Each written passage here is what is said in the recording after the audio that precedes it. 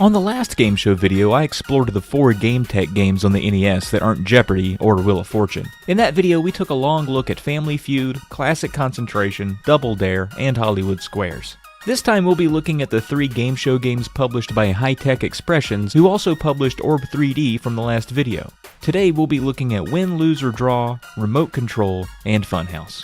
Let's get to it. Big fan, big fan, big fan, big fan. Welcome to the quick draw game that everyone can play. It's win, lose, or draw.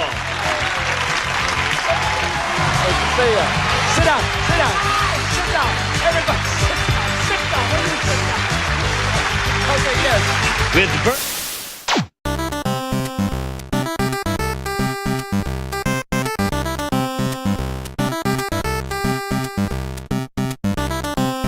Fun fact, the game show Win, Lose, or Draw was actually co-created by Burt Reynolds. The game show was syndicated from 1987 to 1990 and was hosted by Burt Convey, the other co-creator. That's right, 2 Burts, but spelled differently. The premise to Win, Lose, or Draw is simple, as I'm sure you've all played it in some form or another. But to those who don't know, on the game show there are 2 teams, men versus women. Each team typically had 2 celebrity guests to help them out. One person on the team would draw a word provided by the host, and the other team members had to guess that word for points. If they couldn't guess correctly in the allotted time, the other team could guess. On the NES version, there are a couple of different ways to play. If you choose automatic mode in the settings, the game draws the clues, and you have to guess. Fail to guess, then the other team gets a shot. But you don't get to draw any of the pictures in automatic mode.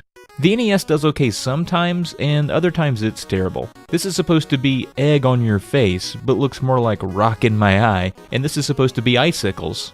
Not fangs, or canines, or spikes, or teeth. Icicles. Yeah. No.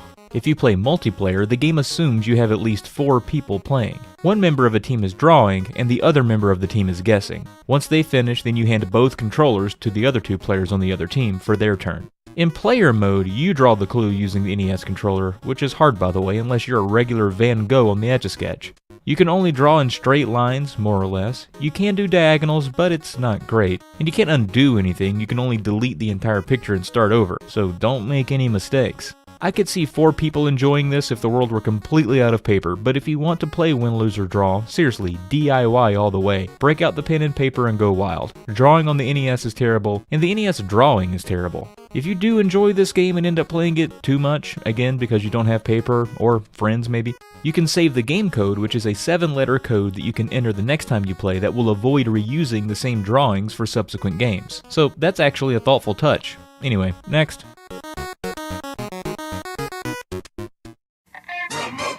TV mattered, nothing else did. Girl said yes, but he said No! Remote control. Now he's got his own game show. Remote control.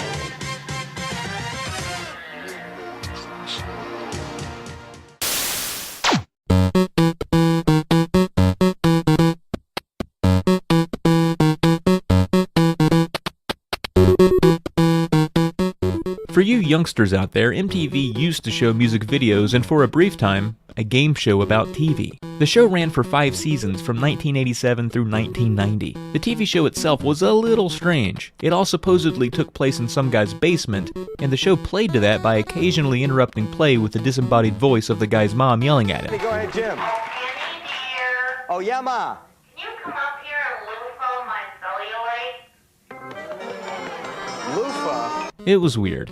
So in this game, 3 contestants take turns choosing a trivia topic by way of selecting a channel number 1 through 9 on a television, which fits the show's pop TV motif. Contestants can't see what topic they're actually choosing, but then must attempt to buzz in to answer a trivia question, kind of like Jeopardy! The video game is pretty true to the show, though with a disappointing lack of diversity in the character selection. And you get multiple choice options for selecting your guest, you just buzz in first and guess right for points. Some categories were Kids TV, Bon Jovi, Saturday Night Live, reruns, cop shows, and things like Beauties and Assassins, where the clues are in pairs like this one. She's the beauty who went from Cosby to a different world, and he's the actor who assassinates villains as Dirty Harry. We all know it's Lisa Bonet and Clint Eastwood, but that's the kind of nostalgia-prodding questions that make this game a fun trip if you're an 80s or 90s kid. If you're not even slightly nostalgic for this era, there's nothing for you here. And even if you are, that's not really reason enough to play it. The game also has a decent sense of humor. If a contestant is too far behind, they get zapped off the screen, and there's a good amount of 80s era snark after each answer. As you can clearly see, it's a thin experience. The best thing to come out of this playthrough for me was going to YouTube afterward and looking up old videos of it and basking in that sweet, sweet nostalgia. Plus, check it out, this acclaim set was one of the prizes in an episode I found. Also, I hope you like this music track, because it's all you're gonna get.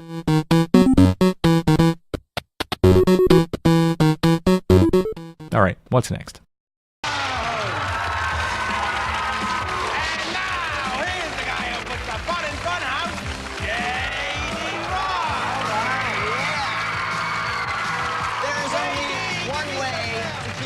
Quiet, and this is it. That's the only way to do it. Thanks, Tiny. All right, welcome to Funhouse. How's it going, everybody? We got a great new Funhouse for you and new ways to speed through it. Check it out. After conquering the heights of the Ice Mountain.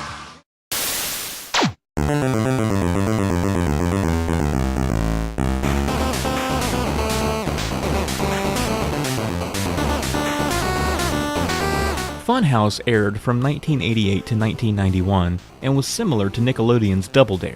The show was hosted by J.D. Roth, and you'll feel old in knowing that J.D. is now 51 years old. Funhouse consisted of stunt rounds where kids often ended up covered in slime, and a Grand Prix race. The winning team got to venture inside the Funhouse, which was a structure full of rooms with tags that represented a different prize. Kids had 2 minutes to run through and get as many tags as possible. The video game version has almost none of this in common. For starters, it has no teams and no game show format, and it's only one player, and you have a gun. What? Yeah, I know. And yes, this is the game based on the game show. You guide a contestant from a top-down point of view and shoot targets with your tomato gun. Sometimes you have to shoot them in a numbered order. Clear the stage of targets and collect the key to advance to the next stage. In all, there are 72 stages spread across 12 levels. It's a sizable game. How does it control? Well, you know how much you hate the slippery effect on ice stages in games? Yeah, it's that. The whole time. You move your character as if you're operating a vehicle. You hold A to move them and the D-pad to guide them. Use B to shoot. If you repeatedly tap A instead of holding it in, you seem to have more control over your player, but it doesn't always work. There are enemies in the game, though they don't damage you, they just get in your way and bounce you back really far. It's extremely frustrating, especially when you're against the clock. Not to mention the hit detection isn't the best. For the life of me, I can't get through this door as I'm being shot by a banana turret. Yeah, this game is weird.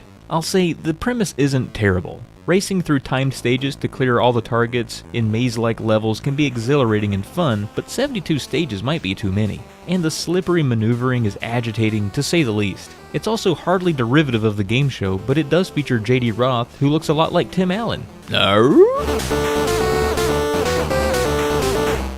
Well, that does it for the 3 game show games published by High-Tech Expressions on the NES. None of them are really worth a recommendation, but I'll say Funhouse is definitely the most fun despite not really representing the show well. Remote Control is definitely a time capsule for pop culture, and Win, Lose, or Draw didn't really need to be made. Alright, look out for bananas that shoot bananas, and thanks for watching.